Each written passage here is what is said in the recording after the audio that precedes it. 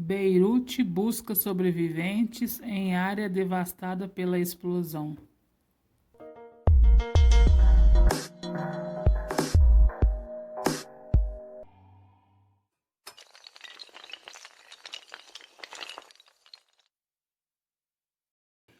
Governo libanês atribuiu o desastre a uma carga de 2.750 toneladas de nitrato de amônio armazenada no porto.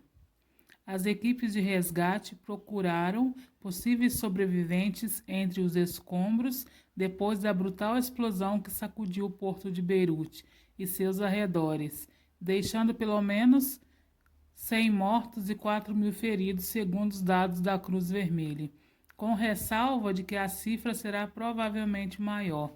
Trata-se da maior catástrofe dos últimos anos na capital do Líbano, um país mergulhado na crise econômica. O governo atribuiu o desastre a esta carga de nitrato de amônio altamente inflamável, armazenada no porto, sem medidas de precaução, mas ainda não explicou o que originou o incêndio e as explosões.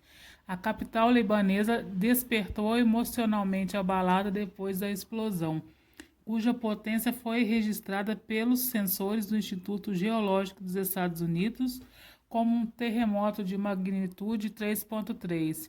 No epicentro da explosão, cuja onda de choque foi sentida até a ilha de Chipre, a mais de 200 quilômetros de distância.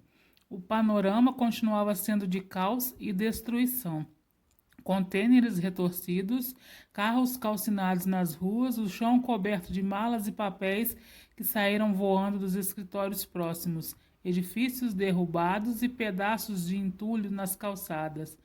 Vários capacetes azuis das Forças de Manutenção da Paz da ONU, a bordo de um navio atracado no porto, sofreram ferimentos graves, segundo a missão no Líbano.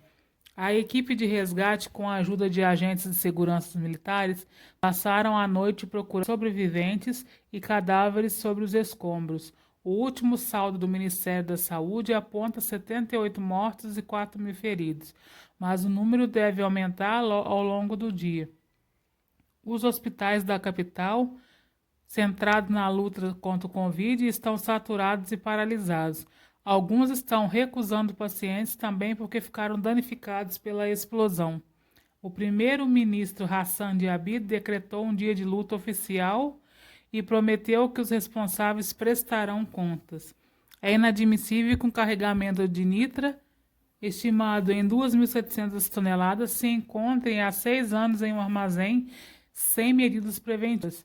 Isso é inaceitável e não podemos permanecer em silêncio sobre esse tema, declarou o primeiro-ministro do Conselho Superior de Defesa, segundo declarações citadas por um porta-voz em entrevista coletiva.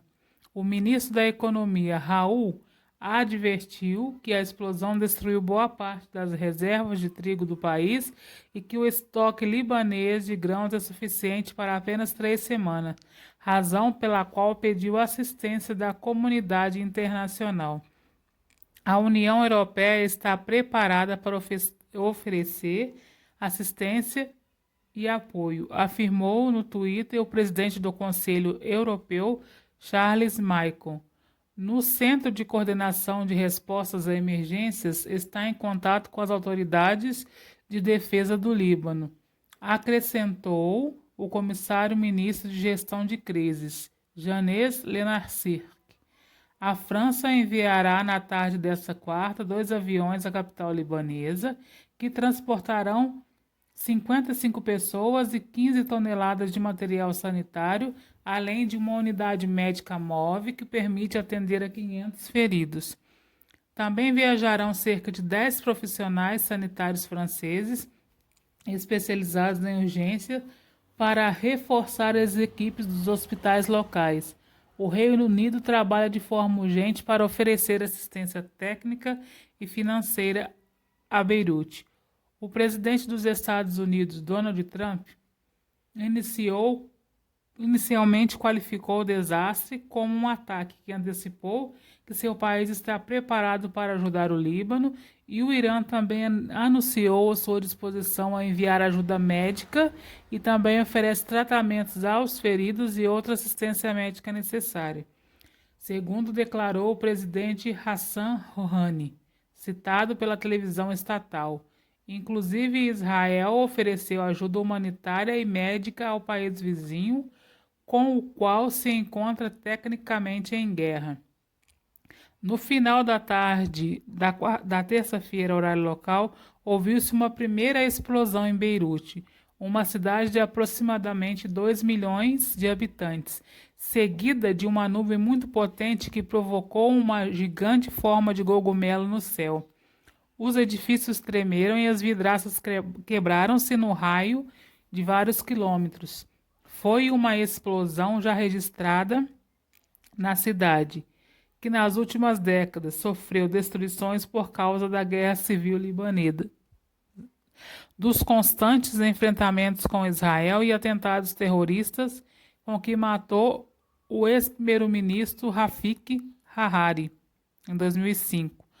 Nas ruas de Beirute, os soldados retiravam moradores aturdidos, alguns ensanguentados, com camisetas amarradas ao redor da cabeça para enfaixar feridas. Foi uma bomba atômica, já vi de tudo, mas nunca vi nada igual, declarou Makohi Erganian, um professor aposentado que mora há mais de 60 anos em frente ao porto. Os libaneses atravessam há meses uma difícil conjuntura em que combinam protestos populares, vertiginosa crise econômica e a pandemia do Covid. Desde outubro, os libaneses saem às ruas para pedir reformas e exigir a queda em bloco da elite política, acusada de dilapidar as arcas estatais. O então primeiro-ministro Saad renunciou em 20 de outubro para dar espaço à formação de um novo governo no começo desse ano. Entretanto, os cidadãos acusam o novo executivo de não ter empreendido as reformas econômicas necessárias após declarar a primeira moratória da sua dívida e de que a libra libanesa sofre uma drástica desvalorização frente ao dólar.